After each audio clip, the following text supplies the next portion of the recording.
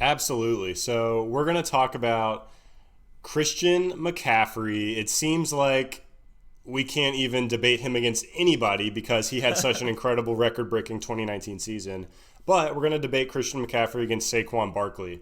And in this debate, I am going to take the side of Saquon Barkley, which I found was very challenging to do when I was doing my research. And you're going to take the side of Christian McCaffrey. So since he is kind of the go-to running back one for 2020, I'm going to let you start it off and tell me why you think Christian McCaffrey should be drafted ahead of Saquon Barkley in 2020. Yeah, so looking at it right away, you have Christian McCaffrey finishing as the RB1 in PPR leagues last year, Saquon as the RB10.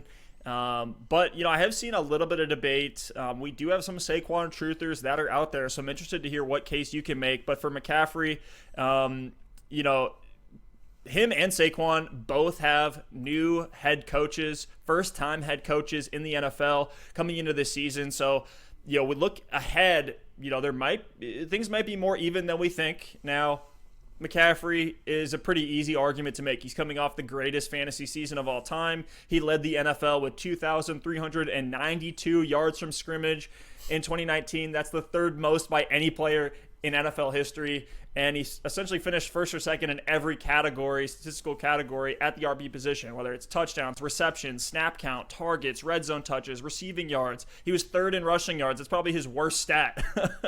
Do I think there's going to be regression? Absolutely. But even if there is regression here, you take 35% of McCaffrey's points away, and he's still a top 5 running back. Like, this is unprecedented levels of production that we've seen. Look at guys like LaDainian Tomlinson, who had these massive seasons. McCaffrey for the Panthers, he's the heart and soul of that offense. And, with Matt Rule coming in, I think it's going to remain the same. Matt Rule is a ground and pound run game type of guy. Matt Rule ran the ball on 49% of snaps at Baylor, which would, if that remains constant in the NFL, that would be third in terms of how often they run the ball. So I expect that volume to still be there. I'm not sure in terms of the pass catching out of the backfield, what Matt Rule likes to do there, how that's going to translate from college to the pros.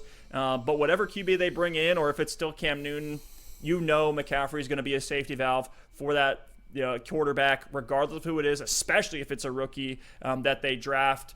And then, we look at Saquon here. He was definitely impacted by injury in 2019, but going back to ADP prior to the season, Saquon was actually higher than Christian McCaffrey on most draft boards. So maybe we'll see that 2018 rookie season Saquon make a comeback. So I'm interested to hear what you have to say. Yeah, first things first. Again, it's really hard to argue against Christian McCaffrey after all the points you just made. This is a tough one for you.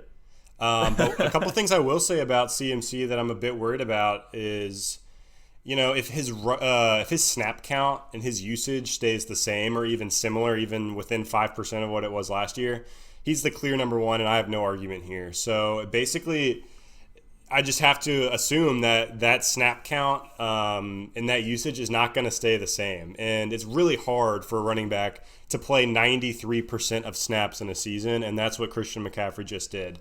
He had more snaps in 2019 than Deshaun Watson, Kyler Murray, Kirk Cousins, Derek Carr, and Lamar Jackson. He played more snaps than all of those quarterbacks. And to do that at the running back position is just unheard of. So I do think his usage and snap count is going to regress a little bit, especially with a new head coach that might not run him into the ground right away. So from the CMC side, he's a super electric player. He's dynamic. He can do it with his legs on the ground. He can do it in the passing game, and he's going to be elite again in 2020, no doubt. But you really have to look over on Saquon's side and say, if it weren't for the injury last season, he could have been very close to Christian McCaffrey. I know he did start a little bit slower, but really what we saw down the stretch was the Saquon Barkley we expected. He finished as the running back 7 in terms of points per game in 2019, and that was after dealing with a high ankle sprain midseason, which we know you don't really come back from those 100% right away. Once he did get back to 100%, that was probably closer to the end of the season. And in weeks 14 through 16, which is the fantasy football playoffs, he was the running back 2 in half PPR. And no, it wasn't number 2 behind Christian McCaffrey. It was number 2 behind Kenyon Drake. McCaffrey was third, though, so I'll give him that. But we saw it in spurts. We've seen it in spurts for Barkley's entire career, and we know that he's just got those tree trunk thighs that are just plowing through defenders. He's making people miss. Yeah, the Saquads. And we've seen his power. We've seen him in the passing game be effective. He averaged 4 receptions a game in 2019, which provides a really nice baseline in half PPR or PPR formats. In 2018, in his rookie year, he actually averaged closer to 6 receptions a game. So even looking at the 2019 season, there's a chance for him to get more involved in the passing game in 2020. And last year, he only ran for 6 touchdowns. The Giants' offense was a bit dysfunctional last season. They were making that transition from Eli Manning to Daniel Jones. Daniel Jones had a couple really awesome games mixed in there, but there was a lot of inconsistency with Daniel Jones having a year under his belt, stepping into year 2, having a new head coach in Joe Judge. I think that offense should take a big step forward, and I think that 6 rushing touchdown number for Saquon will go up in 2020. I wouldn't be surprised to see him in the double digits. So with Saquon, with McCaffrey, it's kind of going with what we've seen, and with Saquon, it's kind of going with what we expect to see, which is a lot of times a little bit harder to swallow. But just taking Saquon's rookie season and then the flashes he showed last year, if he's able to piece that dynamic playmaking ability together for an entire season and he can stay healthy and that Giants offense can be effective, there's no reason to believe that Saquon and his talent and his skill set shouldn't be right up there with Christian McCaffrey and shouldn't be right up there in terms of fantasy points per game. Steph, what do you think about my argument? It was tough. Yeah, I know we put you in a tough spot there. The biggest takeaway for me in terms of Saquon is the reception volume. He went from 91 receptions in 2018 to 52 over the course of the entire 2019 season. Yes, he missed 3 games, but still, that's a pretty large disparity. And I think it's just because Daniel Jones is not a check down guy. He wants to chuck it deep every chance that he can. It's true. I think that's why a lot of people think the Giants offense is going to take a huge turnaround. I'm kind of on the fence. I'm curious, Alex, what do you think? I'm going to put you on the spot here again. In terms of potential range of outcomes, which offense do you think has more? Is it the Giants or is it going to be the Panthers? That is a super tough question because they're honestly both in similar situations. Compared to 2019, they're going to have, with the Panthers, they're going to have a step up at quarterback. And that step up is going to be, whether it's Cam Newton or somebody else, that's going to be better than Kyle Allen was. So you expect that alone is going to improve that offense. On the Giants side, it's going to be the same guy, but you expect that level up in the offense to just come from maturity and development from Daniel Jones. So from a range of outcomes perspective, I think it's got to be right now it's got to be the Panthers just because we don't know who that quarterback is going to be. But if it is Cam Newton, then I have to say it's the Giants. Daniel Jones led the league in fumbles last season. His interception numbers weren't awful, but he was just a turnover machine.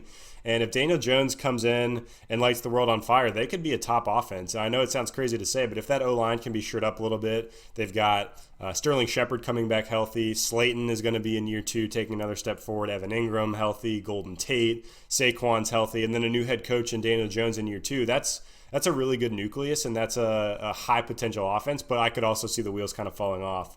So for me, there is some variance with the Giants, but just because we know who the group is going to be, it's a little bit more stable. And with the Panthers, we don't really know what's going to happen there, especially at the quarterback position. Greg Olsen is now gone. Like we talked about, I don't know if McCaffrey's usage is going to be quite the same. I don't know if they'll bring in a guy that maybe takes 10-15% of snaps, God forbid, to try to give him a break. They do have the 2 young receivers in DJ Moore and Curtis Samuel that I expect to continue to take strides forward, but I think the Panthers, just due to the quarterback, it could go either way. Yeah, I'm going to say the upside, and maybe that was a trick question there because range of outcomes also, entails a lot of positive. I think the range of outcomes is higher for the Giants, but in a positive way. It's like, I could see them being a sneaky wild card team in the NFC East. They're, in a pretty relatively soft division compared to other ones that are out there. We saw, right, like the Cowboys and the Eagles are making it in the last couple of years from that division with nothing to write home about in terms of their win-loss category. So, could see the Giants, have a huge explosive blow up. There's upside there, just like you said. At the same point, though, we could see maybe Danny Dimes is throwing 30 interceptions, Jameis Winston style. One more thing I want to throw out there, and this is just a little conspiracy theory, but if it happens, I want it to be on record. Potentially, the Carolina Panthers, you may hate me for saying this, they may roll out a out of his prime Cam Newton this year with, subtle desires to tank and tank specifically for Trevor Lawrence, who's also has a huge impact in that Carolina fan base. I think there'd be no question they're selling out every single game. As from just kind of a sports marketing standpoint, I think it would make sense for the Panthers to do everything they can to get Trevor Lawrence. Maybe that has some trickle-down effect. I know this is a reach here, but maybe we could see that come into play for McCaffrey, and that offense just kind of stalls out. They're like, hey, let's not win this game because we want to get Trevor Lawrence. But that was the last one I wanted to throw out there. Anything else before we move on to the next one here? Well, if they're trying to tank, they need to move on from Cam Newton, because Cam Newton's going to be able to get them 6-7 wins, you would think, minimum. If they want to tank, they should try to flip him for Mitch Trubisky or something and try out that experiment. Why are we so mean to Mitch Trubisky on this show? He's done nothing wrong except be a bad quarterback. Everything. Oh, man. Yeah, that's all I got, though. Right. I think really good debate there. If you end up with Christian McCaffrey or Saquon Barkley, you should be thrilled with either one. But, maybe a lot of these moves as we get closer to the season, especially with the Cam Newton situation, will give us a little bit more clarity. So.